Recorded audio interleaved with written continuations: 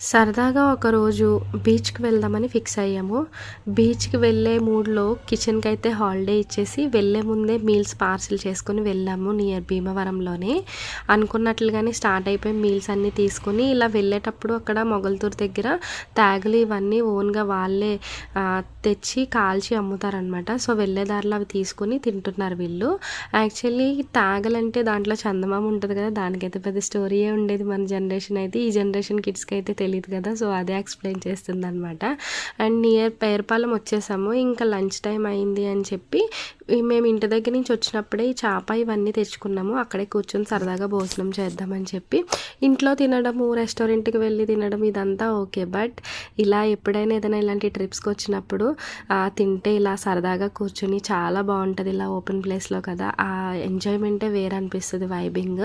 కావాలనే చెప్పి మేము నాన్ వెజ్ వద్దు అని పట్టుపట్టి మీల్సే అన్ని రకాలు తీసుకున్నామన్నమాట. కర్రీస్ ఇవన్నీ. యాక్చువల్లీ ఇలా బయట తినేటప్పుడు నాన్ వెజ్ కన్నా మీల్స్ బావుంటాయని చెప్పి తీసుకున్నాం. చాలా మంచిగా అనిపించింది అలా తింటుంటే. చాలా పీస్ ఆఫ్ మైండ్‌గా. అండ్ తర్వాత తినేసిన తర్వాత డ్రెస్ చేంజ్ చేసేసుకొని ఇంకా బీచ్‌లోకి అయితే వచ్చేసాము. కొంచెం ఫ్లోటింగ్ అది వాటర్ ఫ్లోటింగ్ అంత ఎక్కువ ఉండడం వల్ల ఎక్కువసేపు బీచ్‌లో టైం స్పెండ్ చేయడానికి అవ్వలేదు. మేము వెళ్ళడమే చాలా లేట్ అయిపోయింది. అక్కడ మీల్స్ తిని ఫొటోస్ దిగి ఇదంతటికి లేట్ అయిందనమాట.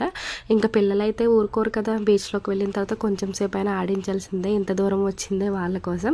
కొంచెం సేపు ఒక హాఫ్ అన్ అవర్ అయితే మాత్రం ఇంకా వాళ్ళ ఇష్టమని వదిలేసాము. మంచిగా ఎంజాయ్ చేశారు. ఇంకా తర్వాత హౌస్‌కైతే స్టార్ట్ అయిపోయాము.